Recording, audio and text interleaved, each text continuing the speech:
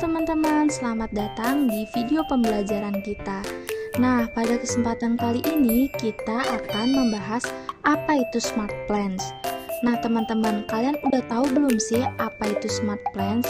Dan kenapa ya kira-kira smart plans itu bisa membantu banget bagi kalian yang lagi mau membuat resolusi untuk tahun 2024 nih guys. Nah, di video ini tuh aku bakal ngasih tahu kalian apa sih smart plan itu, dan di video ini juga aku bakal ngasih tahu cara membuat plannya sendiri loh. So, stick around till the end of the video. Dari tahun ke tahun tentunya kita ingin mengembangkan diri kita menjadi lebih baik lagi dari yang sebelumnya. Siapa sih yang gak mau mengembangkan diri agar menjadi lebih baik lagi? Sebelum kalian sibuk dengan membuat resolusi untuk tahun 2024, kalian harus banget nih tahu gimana cara mengejar resolusi itu guys.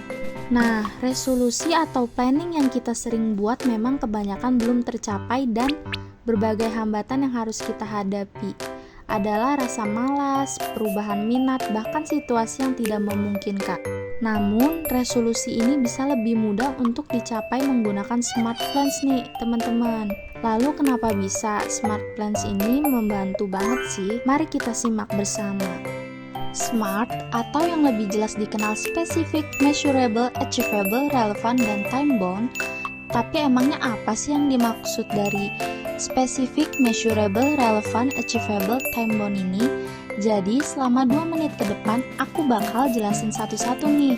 Perhatikan dan simak baik-baik ya. Nah, aku bakal jelasin yang pertama nih. Itu ada spesifik. Contohnya gimana sih? Nah, spesifik artinya resolusi yang dibuat itu harus benar-benar jelas dan detail. Contohnya tuh seperti misalkan, aduh gue baca cuma segini doang aja udah berasa mau tewas. Gimana kalau gue ningkatin daya baca gue? Di sini contohnya punya resolusi untuk meningkatkan daya baca selama 3 bulan ke depan. Dan resolusi itu harus dibuat spesifik. Seperti setiap harinya atau per minggunya sudah dibuat target, misalkan per harinya harus membaca 2-3 halaman dan terus ditingkatkan 1 halaman per harinya, atau dalam 1 minggu harus menyelesaikan 1 buku. Kira-kira seperti itu penjelasannya mengenai spesifik. Next, kita akan membahas measurable. What is measurable? Nah, measurable ini tuh artinya terukur. Jadi resolusi yang harus dibuat itu harus terukur, biar nggak kejar-kejaran target dari plan ini teman-teman. Contohnya tuh seperti menambahkan 1 halaman dalam setiap hari dalam membaca buku selama 3 bulan ke depan. Ukurannya 2-3 halaman. Jadi kalau tidak baca 2-3 halaman atau menambahkan 1 halaman di setiap harinya selama 3 bulan ke depan, berarti resolusi yang kita buat belum tercapai. Lalu achievable adalah bisa dicapai. Nah, sebelumnya kan kita udah bahas tentang measurable, yaitu terukur. Jadi kalau kita sudah mengukur kemampuan kita, tentunya resolusi yang disusun juga harus realistis atau yang bisa diraih. Dengan begitu tujuan dari resolusi dapat lebih terarah nih teman-teman.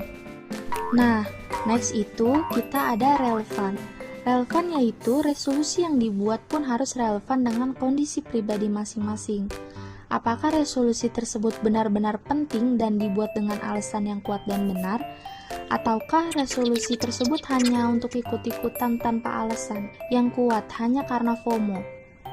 Nah, relevan ini sebenarnya menjadi kunci keberhasilan pencapaian resolusi. Misal ingin hidup sehat. Nah, kenapa mau sehat?